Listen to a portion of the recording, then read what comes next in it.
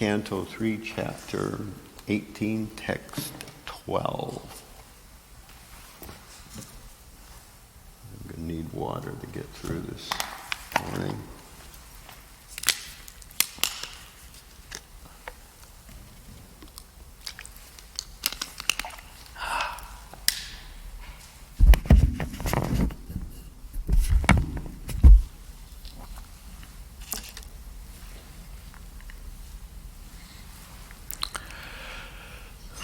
Tvam padratanam kilayuta padipo. Tvam padratanam kilayuta padipo.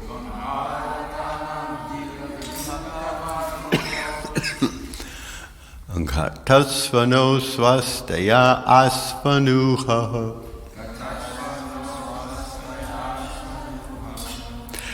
Gatasvano swastaya asvanuha.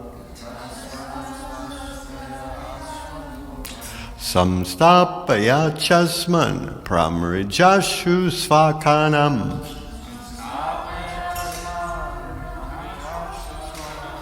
Samstapya chasman pramrijashu svakanam.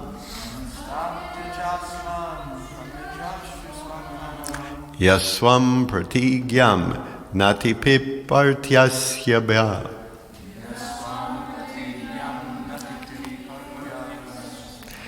Yaswam pratigyam natipipartyasabhya.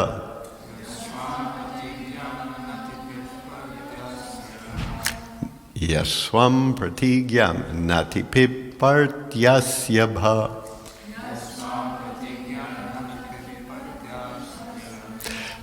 Tvam padratanam kilayuta padhipo. Gatasvano swastaya asvanuha. Samstapya chasman pramrijashu svakanam. Yaswam pratigyam natipapyart yasabhya.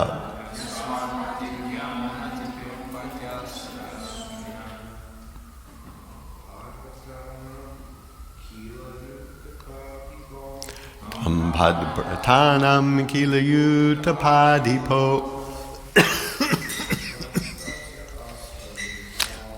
Gatasvano swastaya asvanuha.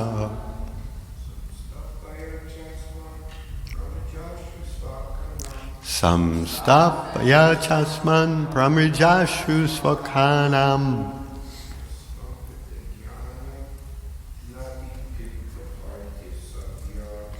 Yaswam pratigyam natipipyart yasabhya.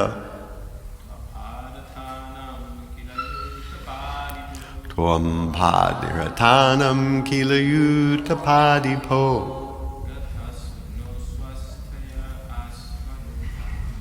Gatasvano swastaya asvanuha.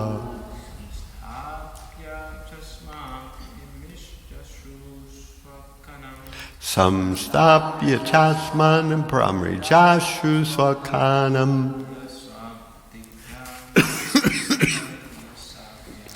Yaswam pratigyam natipapyart yasyabhya. Vaishnavis. Tvam padratanam kilayuta padipo. Gatasvano swastaya asvanuha. Samstapya chasman pramrijashu svakanam. Yaswam pratigyam natipapya yasyabhya. Tvam, you. Padratanam, of foot soldiers. Kila, indeed.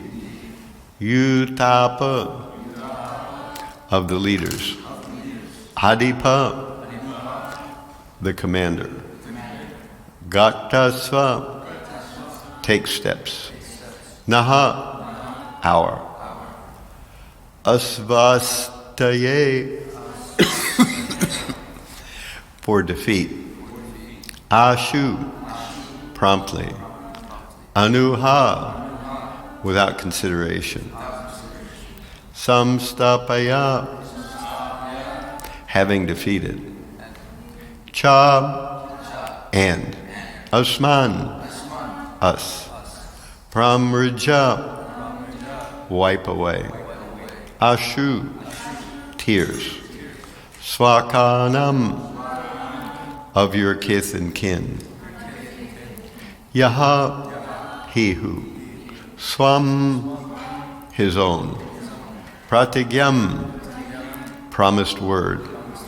Na, not. Atipiparti, fulfills. Asabhyaha, not fit to sit in an assembly.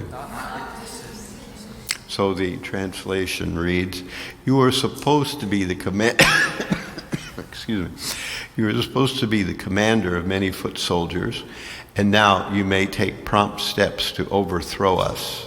Give up all your foolish talk and wipe out the cares of your kith and kin by slaying us. One may be proud, yet he does not deserve a seat in an assembly if he fails to fulfill his promised word. So we can do this responsibly. You are supposed to be the commander of many foot soldiers. And now you may take prompt steps to overthrow us. Give up all your foolish talk and wipe out the cares of your kith and kin by slaying us. One may be proud, yet he does not deserve a seat in an assembly if he fails to fulfill his promised word. So the purport reads, a demon may be a great soldier and a commander of a large number of infantry, but in the presence of the Supreme Personality of Godhead, he is powerless and he is destined to die. The Lord, therefore, challenged the demon not to go away, but to fulfill his promised word to kill him.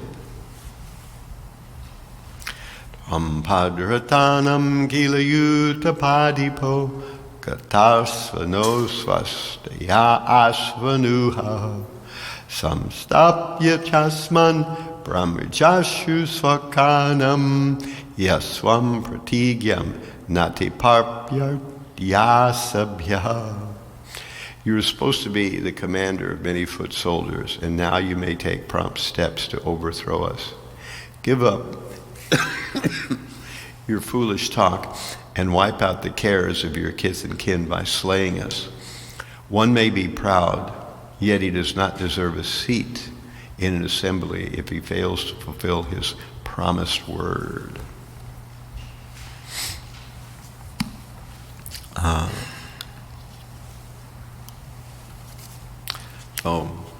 Please excuse me, I'm trying to work my way through some kind of cold. I got tested, so it's not COVID and it's not the flu, but it is something. What we don't know. Any rate, this section is the battle dialogue between Lord Boar and Hiraṇyākṣa. They have been doing a repartee back and forth. One is saying various inciting things to the other. So back and forth they are saying things. And as I think it was Natavāgaranga mentioned the other day, the things that they're saying, although they're intended to be basically insults, these insults have a degree of truth to them. You know, the insults that the demon Hiraṇyākṣa is hurling at the Supreme Person are also glorifications in a viewed slightly differently. Sanskrit is a language that you merge words together. Now, in English we do this too, but in English we don't write the words that way. But in Sanskrit you actually write the words that way, as if they were merged together. Like you've all probably seen that "forget about it," that obvious New York expression, all written as one word, FERGETTABUDDAIT, something like it, forget about it, one word. So that's actually the way you write Sanskrit. You just smush everything together. There are rules where some syllables get broken up, but mostly they get smushed together. And so in some ways you can break words at different places and it creates a different understanding of the verse. And when the vowel on the end of one word merges with the vowel at the beginning of another word, it bumps up to a higher level, So two short A's merged together will turn into a long A. And then it's not clear whether what you've got is two short A's that turned into one long A, or you've got one short A and a long A, which also turn into a long A, or two long A's, which can turn also into a long A. So all those are possibilities, and that's why Sanskrit can be variously interpreted. And of course, there's nothing wrong with interpreting various Sanskrit verses in different ways. But there are some unacceptable interpretations. And that gets weeded out by what we call the Siddhanta. So when you see sometimes the acharyas, they rephrase or reinterpret a verse in a slightly different way. These other different ways of interpreting the verse are just as valid as the original way. But if, like a demon or an atheist interprets a verse, and they interpret it in an illegitimate way, then the reason we reject that is because it violates the Siddhanta. It is saying something that's philosophical nonsense, so we don't accept it. So in Sanskrit, there are a number of possible interpretations of verses. But if that verse is interpreted in a way that violates the Siddhanta, then we can't accept that interpretation. All right. So I'm reminded of that kind of cartoon video joke that you always see when somebody is sitting on a tree and they're sawing a limb, but they're sawing the limb between where they're sitting and the tree itself. So we know that as soon as you saw through enough of it, you'll fall, because it's only the limb that's holding you up. And that's exactly what the demons are doing. That earlier in this dialogue on the verse that I was supposed to speak on last week, but I couldn't because I was too out of it. But this same idea was there, that the demon is telling Lord Boar that you are Viṣṇu and I will kill you, and therefore all the demigods will dry up and disappear. So that's in fact true. If somehow the Supreme Lord could be killed, not only would all the demigods dry up, but the whole universe would cease to exist. Everything would vanish. So essentially it's like that sawing of a tree branch that you're actually sitting on. So the minute that your saw gets far enough through, not only does the branch collapse, but you collapse and you fall off the tree. So not only is Viṣṇu the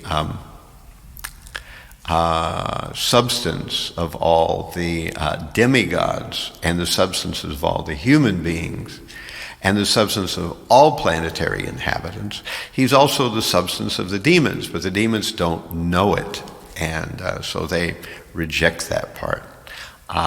And that's why, as we were saying the other day, that when a person rejects God in his or her explanation of how things are functioning, when you do not go through the cause and effect chain and take it ultimately to God, then what you have presented is a faulty understanding. It can't help but be.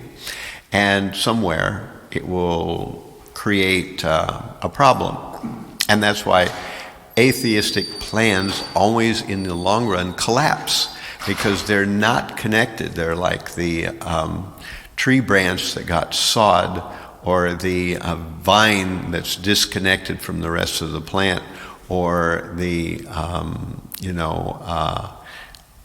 plan that makes a basic mistake at the very bottom level. We cannot omit God from our plan. Oh, we can do it, at least in words, just like this demon is saying he's going to give glory to his elder brother, to Hiraṇyākṣa, by killing Viṣṇu in the form of this boar. But we know that ain't going to be what's happening, that he's making the statement, but it's only in words. As we hear these battlefield, repartees, oftentimes the two combatants, one will say, you can only perform this deed in words, and is exactly what's fitting here in this dialogue, that Hiraṇyākṣa has made this boastful claim with great bravado that he is going to wipe out Lord Boar. But we know he can only accomplish this deed in words. It cannot be accomplished in fact. So instead, the other thing will happen, that as someone was pointing out a couple of days ago on one of these talks, that the Supreme Lord will actually kind of hit the demon in the back of the head with his hand kind of neglectfully, and that will kill Hiraṇyākṣa. Whereas Hiraṇyākṣa is making all these blustering, extreme moves with his mace. You are slain, lashing out with the mace, and the Supreme Lord either just catches the mace or stands slightly aside. The mace misses him. So it looks comical. He's making these grandiose moves, and what winds up happening is that nothing happens. But the Supreme Lord, in a neglectful way, sort of taps him at the base of the neck, and he dies. He spits up blood, and that's the end of Hiraṇyākṣa. So there's no match here. And for the Supreme Lord, this is sport. And of course, we know that Hiraṇyākṣa is Jai or Vijay, one of the two. And they are giving the Lord a chance to engage in sporting pastimes in the material world, in combat. So in combat always, the nature of reality is questioned at the core. Of course, that's why Bhagavad Gita is spoken on the battlefield.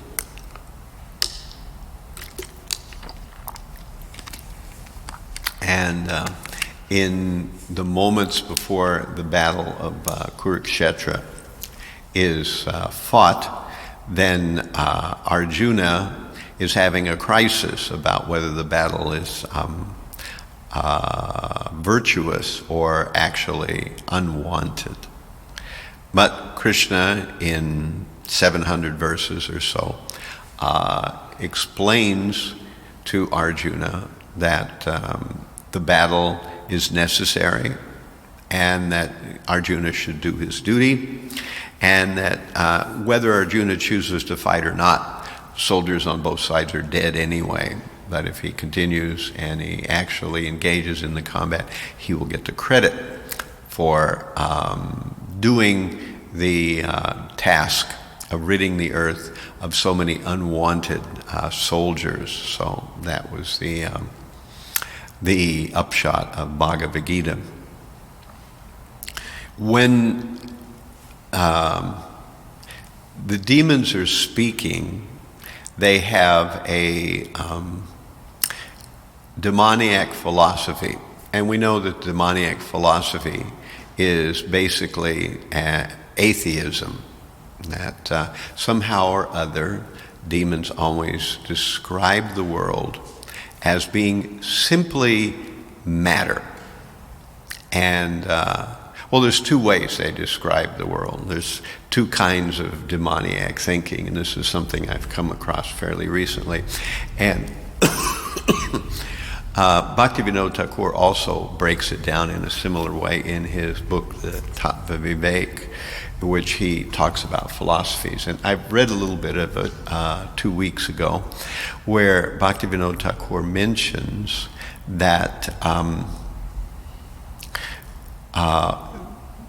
the thoughtful person will ask the three questions: who am I? What is this world? And what is my relationship with it? Those three questions. Who or what am I? What is this world? And what is my relationship with it? And then he says, there are a great many of answers to these three questions. And then he says, those who are situated in their original constitutional position will always answer these three questions the same way. But those who are self-identified with the material modes of nature in some capacity or another have a great many varieties of answers for these three questions. Who am I? What is this world? And what is my relationship with it? So that's why we see across the world there are so many philosophies, and we see through the course of time, even in the Western world, philosophies have changed from one time to another time to another time to another time. And for this reason, we find that people naturally assume certain things, and those things that they assume may or may not be factual, and they may or may not be provable.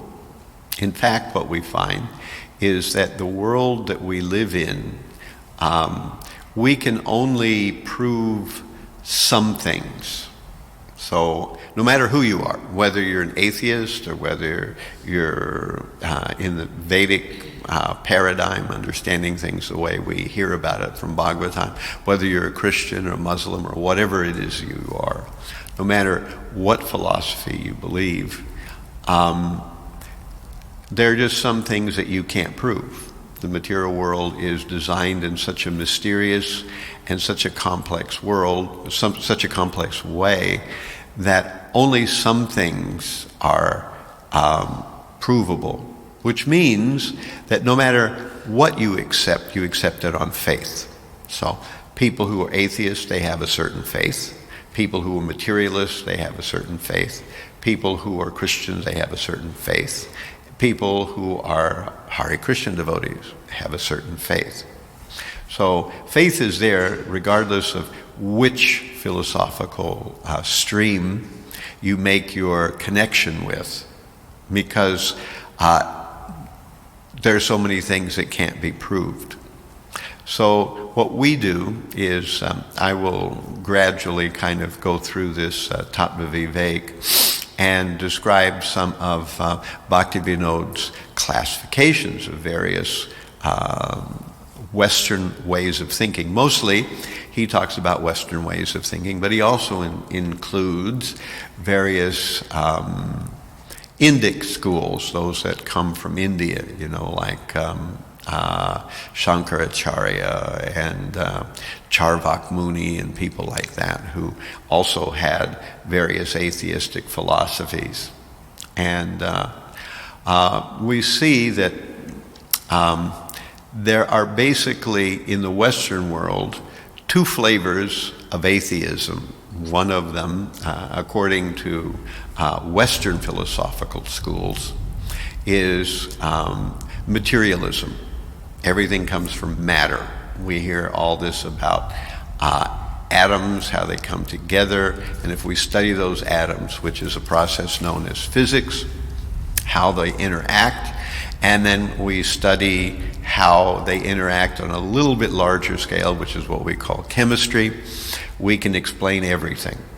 That's materialism. Or nowadays it's called physicalism, because it encompasses a little bit more than just matter. We're also going to include various kinds of energy forms.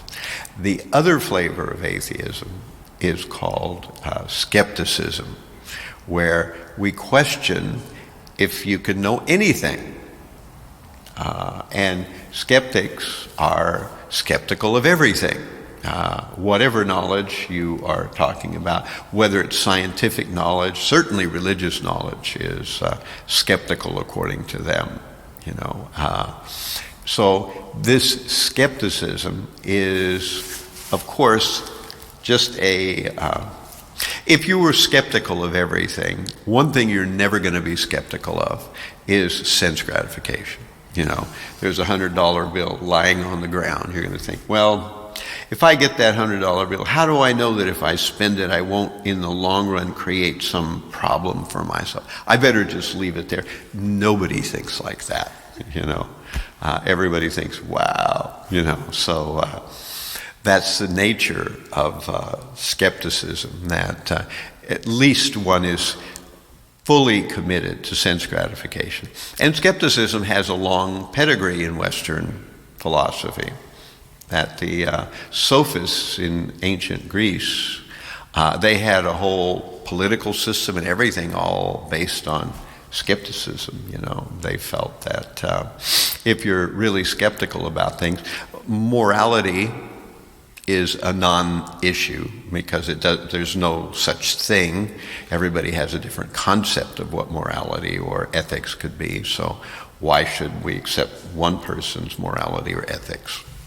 It's all just as good as anybody else's, so there isn't any morality. So if there isn't any morality, then what should we do? And so the Greek sophists had an answer for what we should do.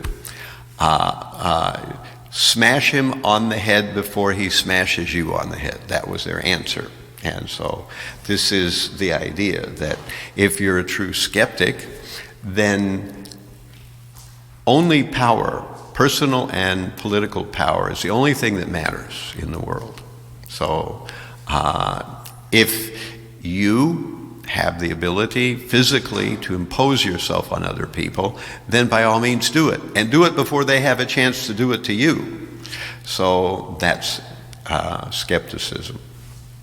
Of course, the other form, as we were talking about, regular materialism, it's not quite that crude, but still the idea is there that ultimately we want sense gratification.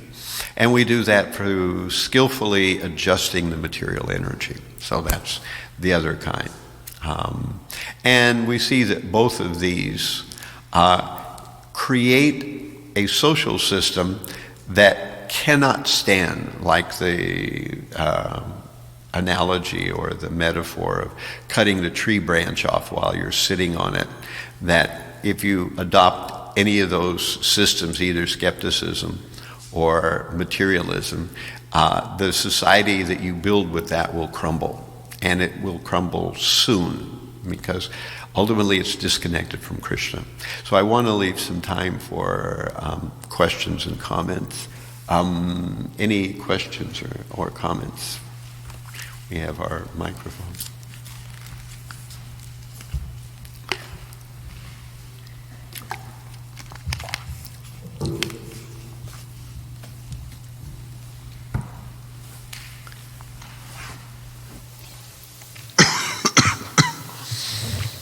Haribo, thank you for the class. Something that you mentioned was we can't omit God from our plans, and that was something Oh, something that you mentioned was we can't omit God from our plans. Right. And that's something that's just still ringing in my head because we all have things that we try to arrange ourselves. And if you take God out of it, then it's just a plan that's going to fall apart.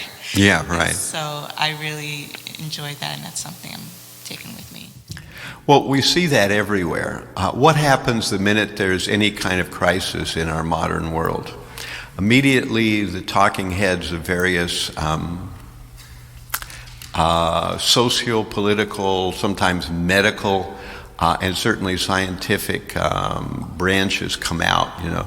They give us a political structure or a medical, prognosis, and suddenly we hear this every day on the news, on the internet. So there's a problem, like say COVID was a problem. So there's COVID. What do we do about it? Well, we have a nice, very detailed step-by-step plan of how we're going to use various material things to overcome it. And that is how our society handles everything. If it's a flood, we have a detailed idea of how FEMA is going to do this, how we're going to bring in the National Guard to do that, how we're going to do this with the Army, et cetera, et cetera. If it's some kind of financial thing, well, the Fed is going to do this, and then we're going to have the local banks do that. And this is the way our modern society handles everything.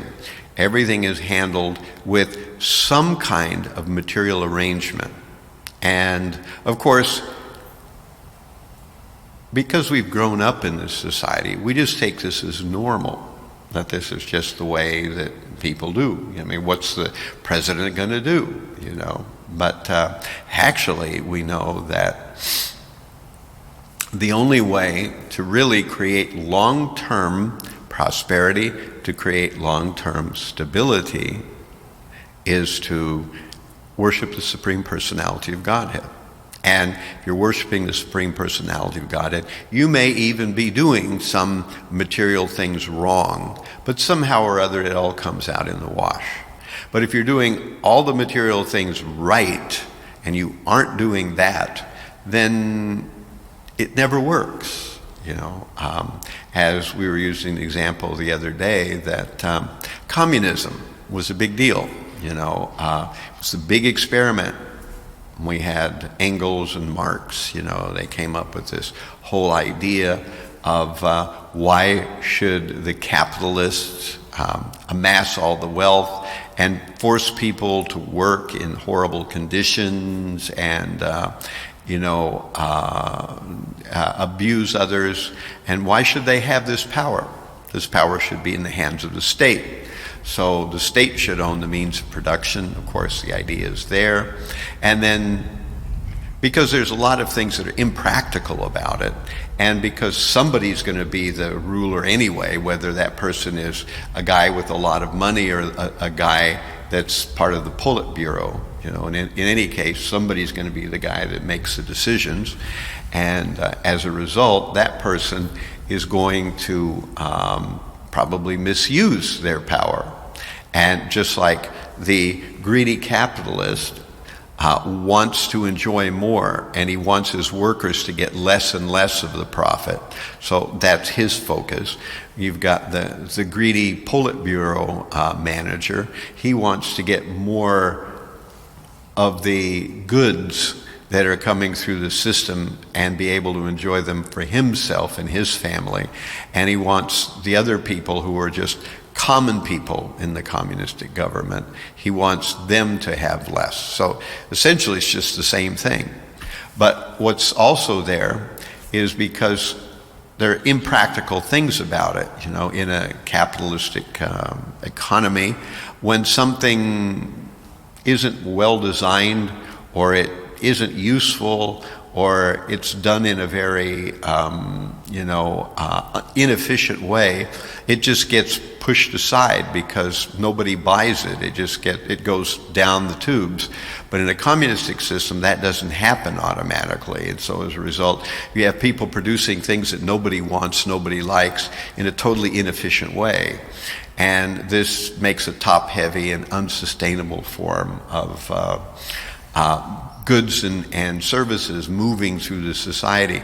And eventually it collapses. So like the sawing of the branch analogy, not only does it not connect to God, it's also impractical in many ways. So all those things cause ultimate collapse. And so any long-range government based on simple material arrangements will always eventually develop little cracks around the edges and eventually crumble completely.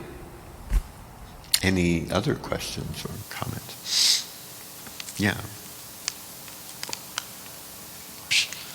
I was thinking, the case of Arjuna, he's on the battlefield of Kurukshetra, and there are Krishna's in front of him, and they're going through the different scenarios of what may happen if he does this or if he does that, and Krishna's directly guiding him.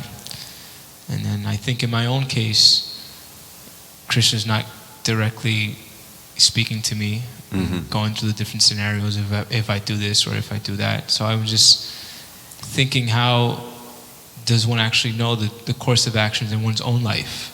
Should I go this way or that way, or do this or do that?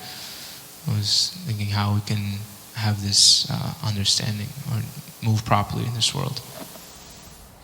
Well, actually, that's a good question, and I'll give two different answers to it based on two different levels. Because in general, we have the Vedic literatures. We have like the Bhagavad Gita, Srimad Bhagavatam. There are many teachings there. The question is, which one's the relevant one? Which one is the more important one?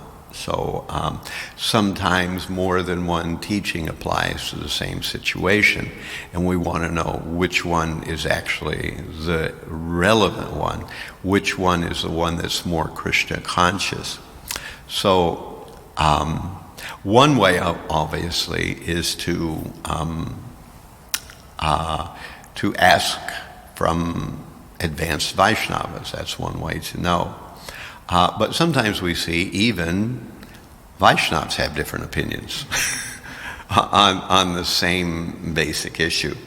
And that's kind of happening in a large scale in our movement right now. So even in such circumstances, we find that there's always one way that we will ultimately know, and that way is time. As we were saying before, whenever you're doing something that is not quite correct, of course, if you're a devotee, it may be correct in many ways, so it won't fall apart right away. But whenever you're not pleasing Krishna, the one thing for sure that will happen is you will find yourself doing nothing for nobody in some kind of spinning your gears zone, That's what usually happens. Over time will sift out who got it right and who didn't get it right, So sometimes, and I think it's an important quality to cultivate, sometimes you realize, I certainly have, that you were on the wrong boat for a while, and then you've got to change your boat. And you realize you're on the wrong boat because you're starting to head into more and more a kind of outback, the badlands of spiritual realization. Things just get stranger and stranger, and you're feeling more and more alienated. It's a good, indication that you're on the wrong boat in some kind of way or another. So if you're actually on the right boat, then you notice that your spiritual life continues, you feel happy, you feel satisfied, and in general, at least some devotees accept or also have a appreciation for what you're doing. So in the end, Krishna as a time factor is the final arbiter of everything. Even sometimes we see that there are very different proposals being made by people in ISKCON about the direction the movement should go. So in the future, we're going to know the answer to those questions by seeing how the two develop. Now bear in mind that sometimes I've seen it where you have one group of people giving Plan A, another group of people giving Plan B, and it's not that A is right and B is wrong, or B is right and A is wrong, but both A and B are wrong. And some third thing comes out, So anyway, be aware that that's also a possibility that can happen. So Krishna never lets us just kind of snooze on down, riding the easy boat to the spiritual world. We always have to engage our mind and our heart. And if we're sincere, generally speaking, we'll find our way either to the right boat sooner or later, or we're on the right boat from the very beginning, So I think that's there. So that's why I kind of gave a more complex answer to that question. Other questions or comments? Yes, Matanga.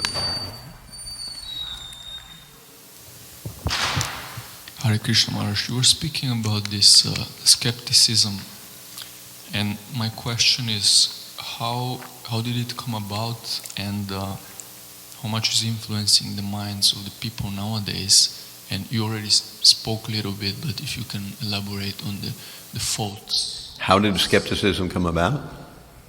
Yeah. Well, it's a simple philosophy, and it's based on reality to some extent.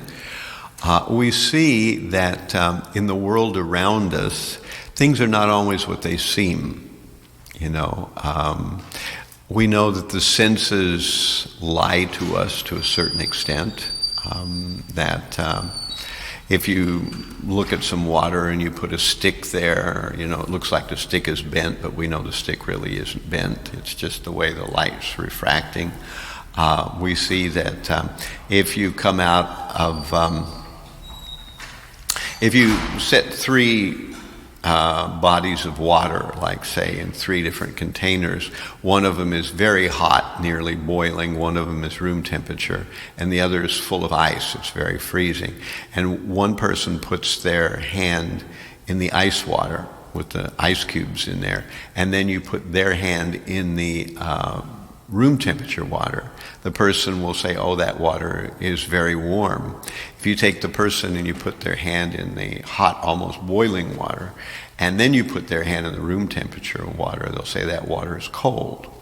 So, which is it? Yeah, it's the same water, but two different people have different experiences. Oftentimes in, some kind of crime scene where several witnesses saw something take place, the police or the investigators will question two or three different people, and they'll give different explanations of what just happened, even though they all just saw it and it's all just recently happened, So people perceive things differently. So for these reasons, people who are skeptics have in general put forward the fact that we can't trust anything.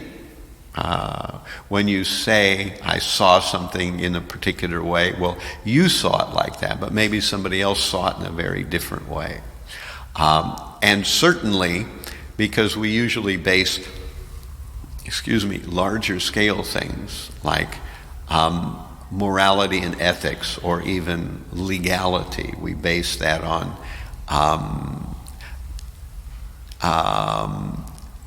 some kind of basis or premises.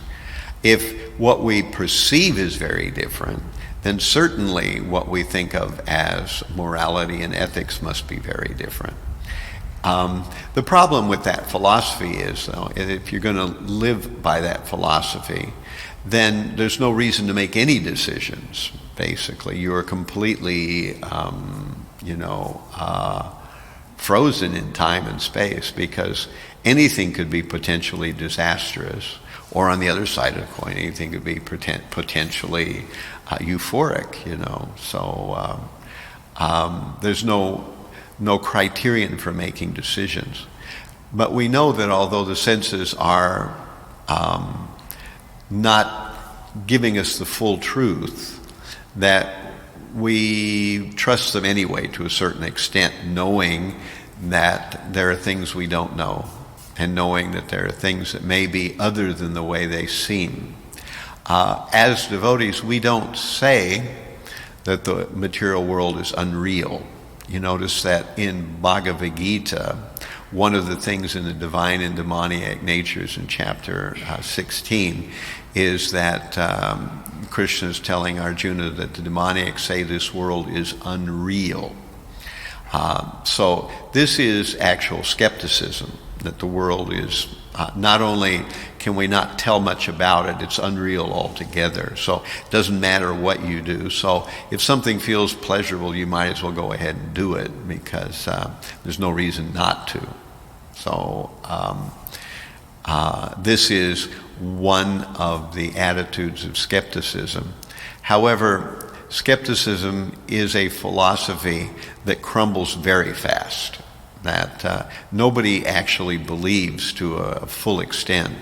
However, there can be enough skepticism involved in what a person believes that they are crippled in knowing what to do. And generally, when a whole culture becomes very skeptical, like now we see that our whole, we have this world that we live in of news right alongside of fake news. We have what I call not so expert experts, So we have all this kind of thing going on in our everyday world. We don't know who to believe or why, So it creates a very skeptical mood. And as a result, when you are skeptical of so many things, what's one thing people are never skeptical of? And that is material sense gratification. So we don't know what political system we should adopt. We don't know what financial system we should follow. We don't know what medical advice to take. But we do know that if there is, some nice big cherry of sense gratification right in front of us, we're going to certainly go for that, because that we can put our hands in. And there are those who go a step down from that, and they say, we don't even know about that, but we can sure tell that if we take some intoxication, that things will be okay, at least while I'm intoxicated. So you've got that classification of people. So skepticism creates a society that's on the way to crumbling, very, very soon.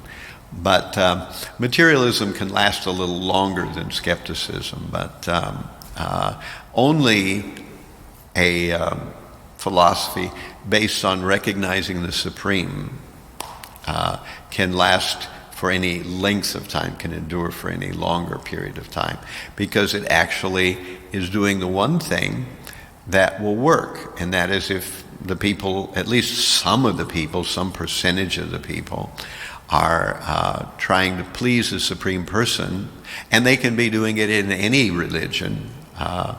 If they're trying to do that, then the Supreme will allow them prosperity and stability and those kind of things.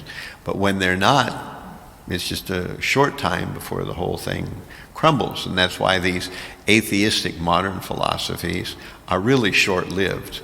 They only last for a short period of time. If there is some political, body that adopts them, it doesn't go on for very long. All right, so I've got about 3 or 4 after, something like that. So thank you all very much for your kind attention. All glories to Srimad Bhagavatam. All glories to the Vaishnava devotees of the Lord. Hare Krishna.